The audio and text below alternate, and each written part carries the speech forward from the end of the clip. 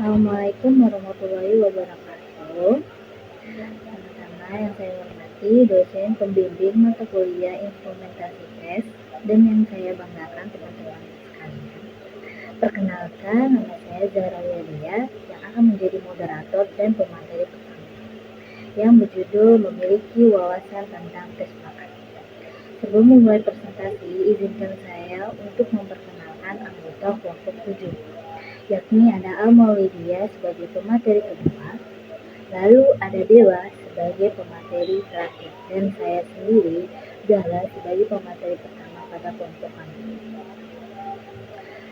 Baik, untuk pemateri pertama akan saya bacakan.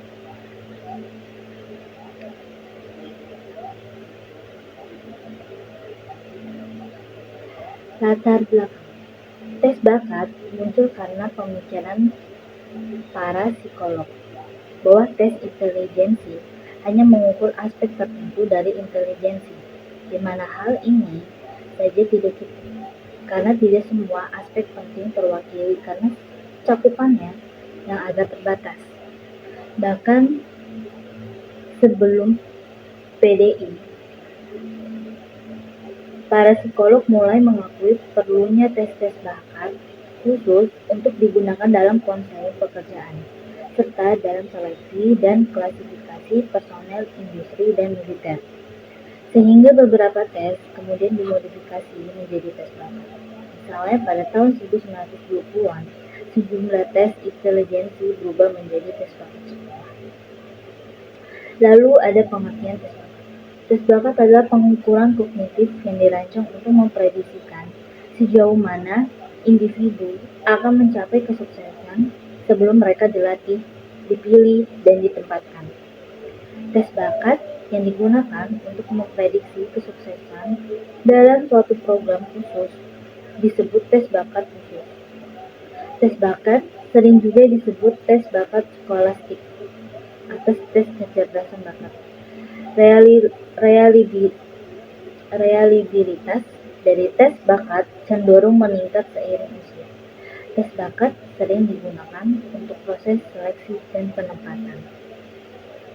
Selanjutnya yang akan baca materi kedua ialah Al-Maulidia. Al-Maulidia, dipersilahkan.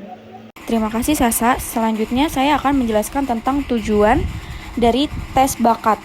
Yang pertama, tes inteligensi bertujuan untuk mengetahui tingkat kecerdasan individu yang merupakan potensi dasar keberhasilan pendidikan.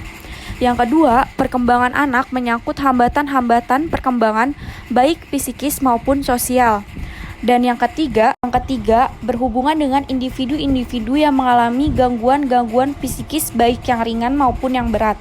Selanjutnya, berhubungan dengan seleksi karyawan, evaluasi dan promosi seleksi suatu proses pemilihan individu yang dinilai paling sesuai untuk menduduki jabatan atau posisi tertentu. Dalam perusahaan, evaluasi pemeriksaan psikologis yang bertujuan untuk membantu perusahaan menilai apakah posisi yang ditempati saat ini telah sesuai dengan kemampuan yang dimiliki oleh karyawan. Jenis tes, terdapat dua jenis tes. Yang pertama, tes individual. Individual test maksudnya adalah pada suatu waktu tertentu, tester hanya menghadapi satu tes T. Contohnya tes kepribadian Rorschach, TAT atau Thematic Apperception Test. Tes inteligensi WAIS atau Wechsle Adult Intelligence Scan, tes intelijensi Stanford Binet dan lainnya. Yang kedua, tes kelompok atau group test. Maksudnya adalah pada suatu waktu tertentu tester menghadapi sekelompok tes T. Contohnya tes intelijensi SPM, Standard Progressive Matrices, tes intelijensi APM, Advanced Progressive Matrices, tes Cray, Pelin dan lain-lain. Kegunaan tes bakat. Kegunaan tes bakat atau kemampuan khusus sebagai potensi yang dimiliki individu, siswa perlu sekali digali agar tampil dan dapat diaplikasikan dengan tepat sesuai dengan bidangnya. Hal ini penting sekali diterapkan khususnya dalam rangka program layanan bimbingan karir, umumnya dalam program layanan bimbingan dan konseling di sekolah, yaitu untuk mengetahui kekuatan dan kelemahan kemampuan individu siswa agar siswa mampu memahami dirinya atau pemahaman diri, terutama bakat-bakatnya. Dengan mengetahui secara jelas kekuatan dan kelemahan dirinya sendiri, individu siswa akan mampu untuk membuat perencanaan dan keputusan karirnya di masa depan. Alhamdulillah, materi sudah kami sampaikan kepada teman-teman sekalian dan Ibu Maria dari kelompok 7. Dan dari saya sebagai moderator, maaf jika ada kata-kata yang kurang berkenan di hati Ibu dan teman-teman sekalian. Dan bila ada yang ingin bertanya ataupun menyanggah,